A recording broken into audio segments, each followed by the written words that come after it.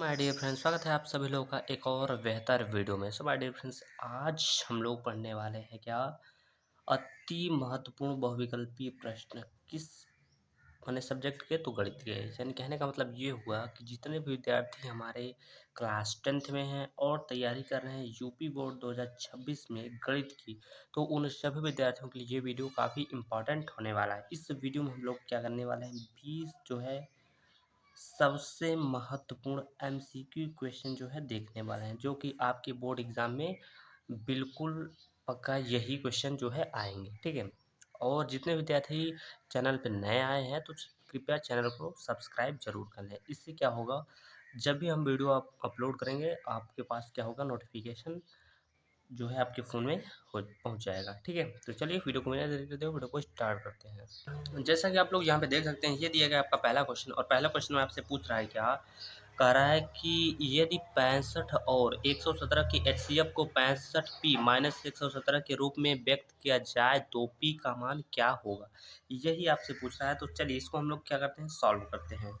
ठीक है, सबसे पहले आपको क्या करना होगा कि 65 और 117 का लेना होगा, एचसीएफ निकालना होगा। ठीक है, तो यहाँ पर आप लिखिए क्या, 65 है भाई, तो 65 को हम क्या लिख सकते हैं, 5 गुणे में क्या लिख सकते हैं, 13, 13 पचा 65 होता है। और 117 को हम क्या लिख सकते हैं, तो 3 गुणे 3 और गुणे में 13। ठीक है, ये हो जाएगा। इतना करने के बाद ये आपको फैक्टर करना होगा, आप सभी को फैक्टर करना आना चाहिए। ठीक है, अगर मैं वीडियो में फैक्टर करना बताऊंगा तो वीडियो ज़्यादा लंबा हो जाएगा। अगर आप लोगों को फैक्टर करना नहीं आता तो कमेंट बॉक्स में ज़रूर बताइएगा, उसके लिए अलग से वीडियो आप तक पहुंचा दिया जाएगा, यानी चैनल पर अपलोड कर दिया जाएगा ताकि आप वहां से देख सकें।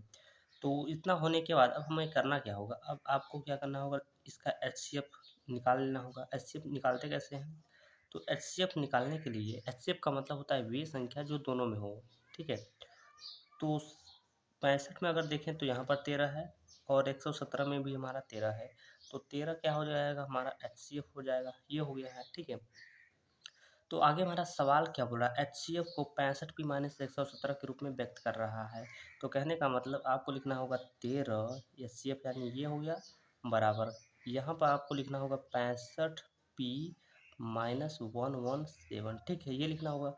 अब इसको पंचांतर करिएगा तो यहाँ पर हो जाएगा 13, और ये पंचांतर जब होएगा तो प्लस आपका, यहाँ माइनस है तो प्लस हो जाएगा, तो 117 आपका हो जाएगा प्लस में, और इक्वल टू में क्या हो जाएगा, तो 65 हो जाएगा, और साथ में पी हो जाएगा। दोनों को जोड़िएगा तो जोड़ने के बाद आपका जो प्राप्त मान होगा वो हो जाएगा 130 हो जाएगा। ठीक है, बराबर में क्या हो जाएगा, तो 65 पी हो जाएगा। अब 65 एक से काटिएगा तो ये पी का मान जो है वो 2 बार में आपका जो है ये कट जाएगा, तो पी की वैल्यू जो आपका प्राप्त हुआ, कितना प्राप्त हुआ, तो 2 प्राप्त हुआ। चलिए चेक कर लेते हैं कि इस ऑप्शन में दिया गया है, तो 2 जो दिया गया है वो ऑप्शन नंबर बी में दिया गया है, तो ऑप्शन नंबर बी इस क्वेश्चन का करेक्ट ऑप्शन हो जाएगा। ठीक है, तो चलिए समझते हैं क्वेश्चन नंबर दूसरे को। ठीक है, यहाँ पर देख सकते हैं ये है आपका क्वेश्चन नंबर दूसरा, और क्वेश्चन नंबर दूसरे में क्या बोल रहा है, कह रहा है कि संख्या 5√3 क्या है।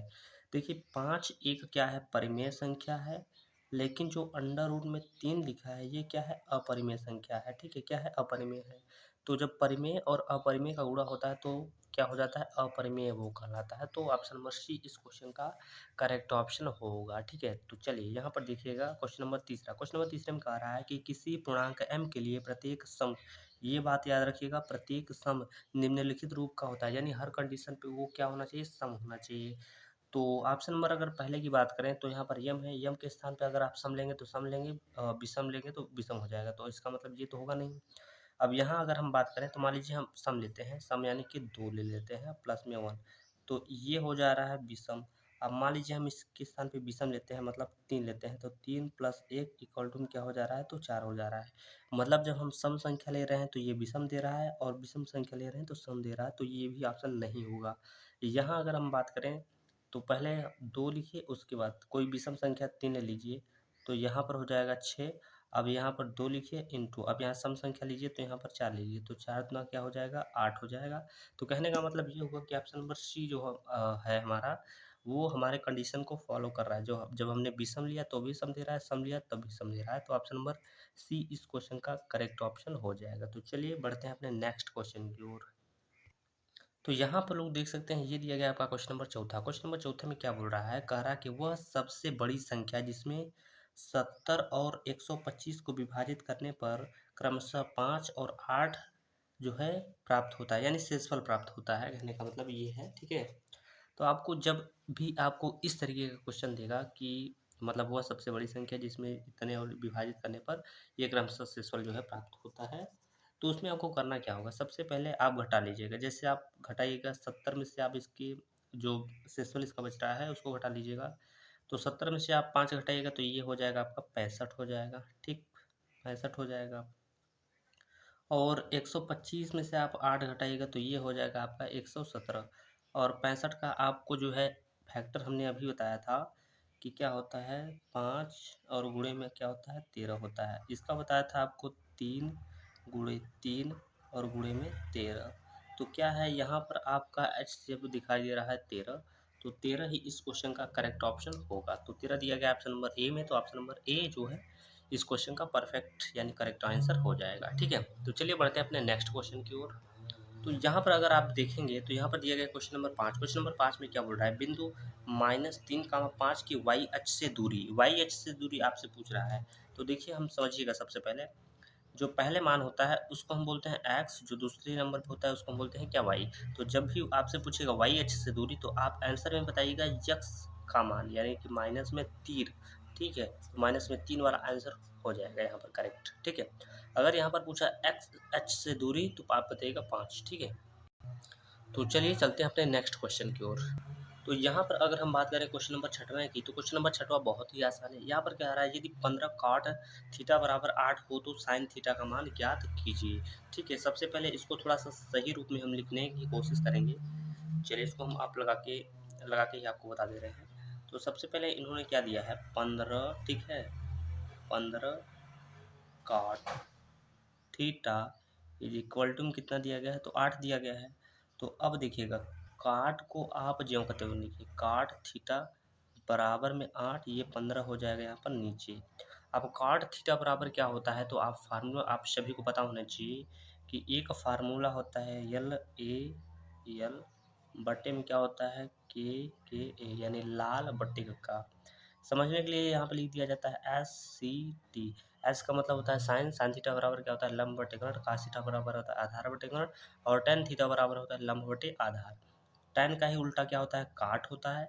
तो काट थीटा बराबर क्या हो जाएगा, आधार बटे लंब हो जाएगा। तो आधार बटे लंब हो जाएगा, तो ये हो जाएगा आपका आधार, ये हो जाएगा आपका, ठीक है, लंब की वैल्यू आधार बटे लंब हो जाएगा। तो अब आप क्या करिएगा, त्रिभुज बनाइएगा यहाँ पर। ठीक है, त्रिभुज बनाइएगा।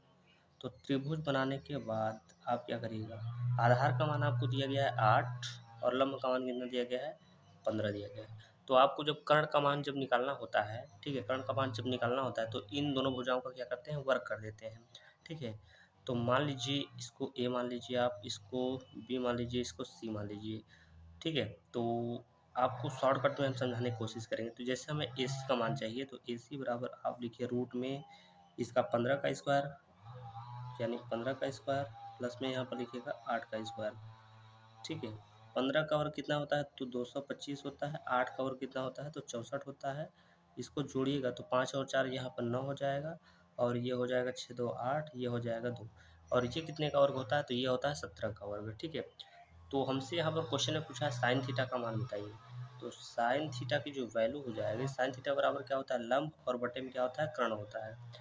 तो हमने यहाँ पर अभी प्राप्त किया 17, लंब का मान कितना है 15 है और कर्ण का मान कितना 17। तो 15/17 इस क्वेश्चन का करेक्ट आंसर होगा। 15/17 जो है इस क्वेश्चन का करेक्ट आंसर होगा, ऑप्शन नंबर डी वाला जो कि यहाँ पर दिया गया है। ठीक है, तो चलिए अब बढ़ते हैं अपने नेक्स्ट क्वेश्चन की ओर। यहाँ पर आप लोग देख सकते हैं क्वेश्चन नंबर ये 7 दिया गया है। क्वेश्चन नंबर 7 में आपसे क्या कह रहा है, यदि त्रिभुज ए बी सी तथा त्रिभुज एक्स वाई जेड दो समरूप त्रिभुज है, ठीक है, तथा कोण ए बराबर 75 डिग्री और कोण वाई बराबर 57 डिग्री, तो कोण सी का मान ज्ञात कीजिए। क्वेश्चन बहुत ज़्यादा इंपॉर्टेंट है लेकिन आसान है, आप समझने की कोशिश करिएगा। ठीक है, हम यहाँ पर आपको समझाने की कोशिश करेंगे। सबसे पहले इन्होंने बोला है क्या, त्रिभुज ए बी सी। ठीक है, तो मान लीजिए भाई त्रिभुज आप ले लीजिए एक ठो, मान लेते हैं हम त्रिभुज कुछ इस प्रकार से लेते हैं, ये वाला। ठीक, ये त्रिभुज हो गया। तो त्रिभुज ये ए, ये बी ये सी, और एक ठो त्रिभुज और बना लीजिए आप लोग, ठीक है। एक त्रिभुज और रहेगा, इसमें क्या हो जाएगा, एक्स वाई और जेड हो जाएगा, ठीक है। तो क्या बोल रहा है, कोण ए जो है वो कितना डिग्री है, 75 डिग्री। ये जो है आपका कितना डिग्री दिया गया, 75 डिग्री दिया गया है। और कोण वाई, यानी कोण वाई की जो वैल्यू है ये यहाँ पर कितना दिया गया है, 57 डिग्री दिया गया है, ठीक है। आपसे पूछ रहा है कोण सी की वैल्यू कितना होता है। कोण सी की वैल्यू आपको जो है ज्ञात करना पड़ेगा, ठीक है। तो देखिए यहाँ पर सबसे पहले इन्होंने क्या बोला है, समरूप त्रिभुज होता है। समरूप का मतलब होता है समान। जैसे कि मान लीजिए कोण ए 75 है, तो इसका कोण यक्स भी 75 होगा। इसका कोण वाई जो है 57 है, तो कोण बी इसका क्या होगा, 57 हो जाएगा। अब क्या करेगा, आप सभी लोगों ने क्या होगा, फार्मूला पढ़ा होगा। क्या पढ़ा होगा कि कोण ए प्लस कोण बी प्लस में कोण सी, ये इसका एक नियम है भाई कि त्रिभुज के जो है अंतःकोणों का जो योग होता है वो 180 डिग्री होता है। जिसमें से कोण ए का मान दिया गया है आपको 75 दिया गया है, और कोण बी का कितना दिया है, 57 दिया गया है। कोण सी का नहीं दिया है, तो कोण सी बराबर आप लिखिएगा 180 डिग्री लिखिएगा, ठीक है। ठीक है, तो इतना हो जाने के बाद अब आपको क्या करना होगा, अब देखिए इसको जोड़ लीजिए। तो 7 और 5 हो जाएगा यहाँ पर 12, ठीक है। तो 7 5 12 होता है, 12 का 2 हाथ लगा 1, 7 5 12 और 1 हो जाएगा यहाँ पर 13 हो जाएगा, ठीक है। प्लस में होता है कोण सी बराबर 180 डिग्री। तो अब क्या करिएगा, हमें मान निकालना है कोण सी का मान, हमें सवाल में यही पूछा है। तो कोण सी बराबर लिखेंगे 180, और इसको घटा देंगे तो इधर आएगा तो माइनस में हो जाएगा, और माइनस में क्या हो जाएगा, 132 हो जाएगा। तो घटा लीजिए, यहाँ पर आपका क्या आ जाएगा, 8 आ जाएगा। यहाँ पर कितना आ जाएगा, तो यहाँ पर आपका आ जाएगा 7, 7 में से ये गया तो 4 बचेगा, ठीक है। और 1 से 1 कट जाएगा, यानी कि कोण सी की जो वैल्यू निकलेगी वो 48 डिग्री जो है यहाँ पर निकल के आया हुआ है। तो चलिए चेक कर लेते हैं किस ऑप्शन में दिया गया है 48 डिग्री। तो 48 डिग्री जो दिया गया है वो दिया गया है ऑप्शन नंबर बी में। तो ऑप्शन नंबर बी ही इस क्वेश्चन का करेक्ट आंसर होएगा, ठीक है। तो चलिए समझते हैं अपने नेक्स्ट क्वेश्चन की ओर। यहाँ पर आप लोग देख सकते हैं ये दिया गया है आपका क्वेश्चन नंबर 8वां। क्वेश्चन नंबर 8 में क्या बोल रहा है कि यदि यम का मान 5 है और यन बराबर यम प्लस 7 दिया गया है। कहने का मतलब यम का मान आपको 5 दिया गया है, तो आप यन की जो वैल्यू यहाँ से ज्ञात कर सकते हैं। यम की वैल्यू 5 है, 5 लिखिए, और प्लस में 7 है, 7 लिखिए। 7 5 कितना होता है, तो 12 होता है। यानी एन की जो वैल्यू है वो आपको प्राप्त हो गया कितना, 12 हो जाएगा, ठीक है। जब यहाँ पर आपको यन की वैल्यू और यम की वैल्यू दोनों प्राप्त हो गया है, तो आपको क्या करना है, इसी रूट वाले मान में बैठाना है।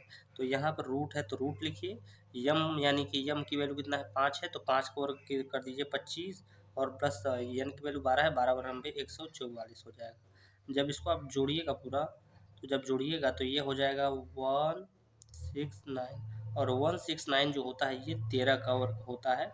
यानी 13 का वर्ग कितना होता है, 169, और 169 कितने का वर्ग है, तो 13 का। तो 13 ही इस क्वेश्चन का जो है करेक्ट ऑप्शन होने वाला है, जो कि दिया गया ऑप्शन नंबर सी में, ठीक है। तो ऑप्शन नंबर सी इस क्वेश्चन का राइट आंसर होगा, ठीक है। तो चलिए समझते हैं अपने नेक्स्ट क्वेश्चन को। तो नेक्स्ट क्वेश्चन में आपको क्या दिया गया है, क्वेश्चन नंबर यहाँ पर 9 की अगर बात करें, तो क्वेश्चन नंबर 9 में आपको क्या बोल रहा है, कह रहा है एक शून्योत्तर परिमेय संख्या एवं एक अपरिमेय संख्या का भागफल होता है, क्या होता है भाई ठीक है। तो यहाँ पर ये आपसे क्वेश्चन पूछा है, तो देखिए क्या होता है, सबसे पहले एक क्या हो जाएगा, परिमेय संख्या। परिमेय संख्या जैसे कि आप मान लीजिए 2, अब यहाँ पर भाग बोला है, भाग, तो यहाँ पे भाग दीजिएगा। मान लीजिए अपरिमेय संख्या कोई है, यहाँ पर देखिए समझाने की आपको कोशिश करते हैं यहाँ पर अच्छे से। देखिए मान लीजिए कोई परिमेय संख्या है 2, और कोई अपरिमेय संख्या जैसे रूट में 3।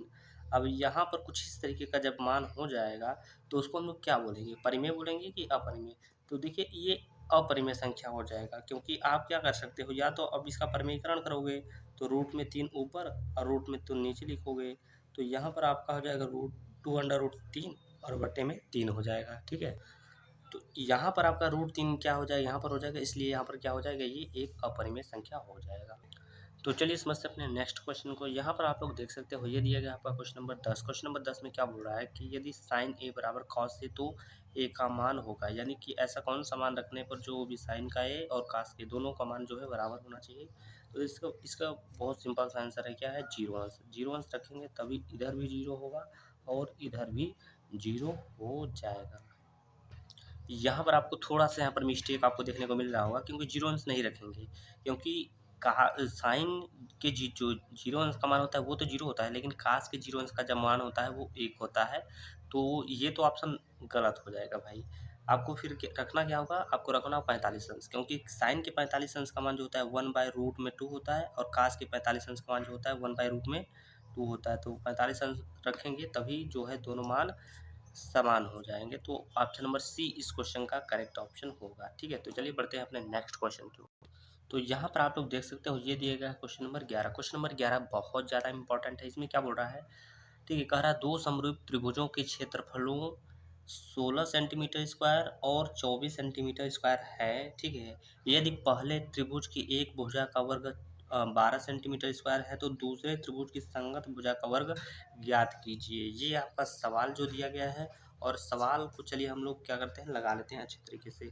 तो सबसे पहले आप लोग क्या करिएगा, लिखिएगा पहले पहले यानी त्रिभुज यानी वन मतलब पहले त्रिभुज का क्षेत्रफल। पहले त्रिभुज का क्षेत्रफल हम शॉर्टकट में आप लिख दे रहे हैं, पहले त्रिभुज का क्षेत्रफल, और बटे में लिखिएगा दूसरे त्रिभुज का क्षेत्रफल। ठीक है, दूसरे त्रिभुज का क्षेत्रफल, और बराबर में लिखिएगा क्या, पहले त्रिभुज की भुजा का वर्ग। ठीक है, ठीक है, पहले त्रिभुज की भुजा भुजा का वर्ग, ये आपका ये हो गया। उसके बाद बटे में लिख दीजिएगा दूसरे त्रिभुज की भुजा का वर्ग। ठीक है, भुजा का वर्ग, ये लगाने का एक फार्मूला है जो कि शॉर्ट में मैंने बताया, वैसे आपको हिंदी में लिखना होता है। तो पहले त्रिभुज की जो जो क्षेत्रफल दिया गया था वो दिया गया है कितना, 16 दिया गया है। ठीक है, और जो दूसरे का दिया गया वो कितना दिया गया है, 24 दिया गया है, बराबर। पहले त्रिभुज की भुजा की जो वर्ग की माने कि पहले त्रिभुज की एक भुजा का वर्ग कितना दिया है, तो 12 दिया गया है। ठीक है, 12 दिया गया है, और हमें निकालना है क्या, दूसरे भुजा की वर्ग। ठीक है, दूसरे भुजा का क्या निकालना है, तो वर्ग निकालना है। अब देखिएगा इसको काट दीजिए, 4 से काटिएगा, 4 से ये कटेगा 3 बार में। ठीक है, ये कटेगा 4 से 4 बार में, ये कटेगा, और यहाँ काट सकते हैं 4 एकम 4, 4 छंग 24, तो 6 18 हो जाएगा। तो 18 जो है इस क्वेश्चन का करेक्ट ऑप्शन हो जाएगा। तो 18 जो दिया गया वो दिया गया ऑप्शन नंबर, यहाँ पर अगर आप देख सकते हैं तो सी में दिया गया, ऑप्शन नंबर सी इस क्वेश्चन का करेक्ट ऑप्शन होगा। ठीक है, तो चलिए बढ़ते हैं अपने नेक्स्ट क्वेश्चन की ओर। यहाँ पर आप लोग देख सकते हो ये दिया गया आपका क्वेश्चन नंबर 12। क्वेश्चन नंबर 12 में क्या बोला, किन्हीं दो धनात्मक पूर्णांकों ए और बी के लिए क्या होगा। तो यहाँ पर बेसिकली एक फार्मूला है, जैसे कि आप एक फार्मूला आप देखे होंगे कि पहली संख्या गुणे में दूसरी संख्या बराबर में क्या होता है, तो LCM होता है, और गुणे में क्या होता है, तो HCF होता है। तो यही यहाँ पे फार्मूला आपसे पूछ रहा है, और ये जो फार्मूला दिया गया है वो दिया गया है कौन से ऑप्शन में, तो ऑप्शन नंबर डी में दिया गया है। तो यहाँ पहली संख्या गुणे दूसरी संख्या मस और लस का क्या होता है, गुणा होता है। तो ऑप्शन नंबर डी वाला इस क्वेश्चन का करेक्ट ऑप्शन होगा। तो चलिए बढ़ते हैं अपने नेक्स्ट क्वेश्चन की ओर। यहाँ पर आप लोग देख सकते हो ये दिया गया आपका क्वेश्चन नंबर 13। क्वेश्चन नंबर 13 में क्या बोल रहा है, किसी संख्या का 1/3 भाग 21 के बराबर बराबर है तो वो संख्या क्या होगी। मान लेते हैं वो संख्या क्या है, यक्स है, और इसका क्या है, 1/3 भाग जो है वो क्या है, 21 के बराबर है। तो 21 का जब इसमें गुणा करेंगे तो 21 यहाँ हो जाएगा, ये 63 हो जाएगा। तो कहने का मतलब x की जो वैल्यू है वो कितना हो जाएगी, यानी वो संख्या कौन होगी, तो 63 हो जाएगी भाई। ठीक है, तो चलिए बढ़ते हैं अपने नेक्स्ट क्वेश्चन की ओर। यहाँ पर आप लोग देख सकते हो ये दिया गया आपका क्वेश्चन नंबर 14 दिया गया है। इसमें कह रहा है यदि a बराबर 30 डिग्री हो तो 1 + tan square a upon 1 + tan square a का मान ज्ञात कीजिए। ठीक है, तो देखिए इस सवाल में थोड़ा सा यहाँ पर गलती हुई है, यहाँ पर आपका रहेगा कॉट। ठीक है, कॉट रहेगा। तो यहाँ पर a का मान हमें दिया गया है, तो हम क्या करेंगे, सबसे पहले क्या करेंगे भाई, हम इस मान को बिठाएंगे। तो यहाँ पर लिखेंगे 1 प्लस यहाँ पर tan है तो tan लिखेंगे, यानी tan स्क्वायर। ए की जो स्थान पर हम क्या लिखेंगे, 30 डिग्री लिखेंगे, बटे 1 प्लस यहाँ पर कॉट है, कॉट स्क्वायर यहाँ पर क्या लिखेंगे, 30 डिग्री लिखेंगे। तो 1 प्लस tan 30 अंश का मान क्या होता है, 1/√3 होता है। तो 1/√3 का क्या करेंगे, यहाँ पर स्क्वायर करेंगे, बटे 1 प्लस tan 30 अंश का जो वैल्यू होता है वो होता है √3। तो √3 का क्या करेंगे, स्क्वायर करेंगे। तो यहाँ पर 1 है तो 1 रहेगा, प्लस 1 का वर्ग 1, √3 का वर्ग केवल और केवल 3 होता है। यहाँ पे 1 प्लस 3 का वर्ग हो जाएगा, रूट में 3 का वर्ग केवल और केवल 3 हो जाएगा। तो 3 एक का 3, एक 4/3 हो जाएगा, ये तो 4/3 हो जाएगा और यहाँ पर क्या हो जाएगा 4 हो जाएगा। अब ये बटा का बटा है तो ये 4 से 4 कैंसिल हो जाएगा, ऊपर 1 बचेगा, नीचे क्या बचेगा 3 बचेगा। तो 1/3 है वो इस क्वेश्चन का जो है करेक्ट ऑप्शन होगा, जो कि दिया गया ऑप्शन नंबर डी में। तो ऑप्शन नंबर डी इस क्वेश्चन का करेक्ट ऑप्शन होने वाला है। ठीक है, तो चलिए चलते हैं अपने नेक्स्ट क्वेश्चन की ओर। यहाँ पर आप लोग देख सकते हो क्वेश्चन नंबर 15। क्वेश्चन नंबर 15 में क्या बोल रहा है, इंपॉर्टेंट भी क्वेश्चन है। कह रहा है यदि एक गोले की त्रिज्या को दोगुना कर दिया जाए और उसके पृष्ठीय क्षेत्रफल होने की प्रतिशत वृद्धि होगी कितनी। ठीक है, तो यहाँ पर ये सवाल पूछ रहा है क्या कि एक त्रिज्या आर है, इसको मान लीजिए कर दीजिए दुगना, तो यहाँ पर हो जाएगा क्या 2r हो जाएगा। अब इसकी पृष्ठीय क्षेत्रफल पूछ रहा है, तो पृष्ठीय क्षेत्रफल का जो फार्मूला होता है वो होता है 4πr²। तो यहाँ भी हो जाएगा 4πr²। ठीक है, अब क्योंकि r का मान दिया गया है तो यहाँ पर लिखिएगा 4π, r की वैल्यू हमें दिया गया 2r दिया गया, तो 2 का वर्ग हो जाएगा, यहाँ पर गुणा लिख दीजिए, 2 का वर्ग 4 हो जाएगा और r का r² ही हो जाएगा। तो 4 चौके यहाँ पर हो जाएगा 16 और πr²। अब इन दोनों में क्या करना होगा, आपको कंपेयर करना है क्योंकि प्रतिशत में पूछा है। तो इन दोनों में कितने का अंतर है, तो 12 का अंतर है, तो लिखिएगा 12πr²। कितने में अंतर है तो भाई 4πr²। गुणे में लिखेंगे 100 क्योंकि हमें प्रतिशत में बदलना है। तो 4 से काटेंगे 3 बार में कटेगा, यहाँ पर 3 और गुणे में क्या हो जाएगा 100 हो जाएगा। तो 100 का गुणा जब 3 में करेंगे तो 300% हो जाएगा। ठीक है, तो 300% जो दिया गया ऑप्शन नंबर यहाँ पर सी में दिया गया, तो ऑप्शन नंबर सी इस क्वेश्चन का करेक्ट ऑप्शन होगा। तो चलिए अब चलते हैं अपने नेक्स्ट क्वेश्चन की ओर।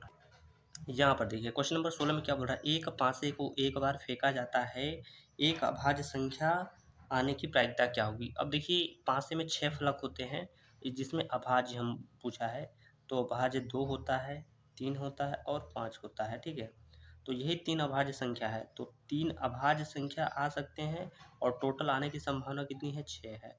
3 से काटेंगे एक बार में और 3 से ये 2 बार में कट जाएगा, तो 1/2 जो है इस क्वेश्चन का करेक्ट ऑप्शन होगा। क्या होगा 1/2 होगा। ठीक है, तो 1/2 जो दिया गया ऑप्शन नंबर बी में है, ऑप्शन नंबर बी इस क्वेश्चन का राइट आंसर हो जाएगा।